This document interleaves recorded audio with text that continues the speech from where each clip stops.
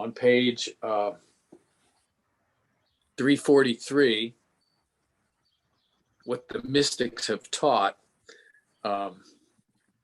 statement by Ernest Holmes. Illumination will come as we more and more realize our unity with the whole.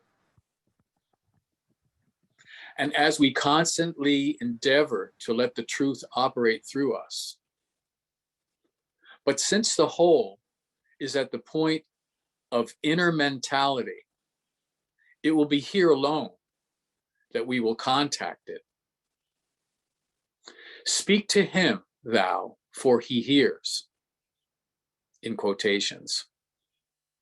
Always in such degree as one has spiritual sense, one realizes universality in our own soul. And so now we'll have Susan address us, and God bless everybody today.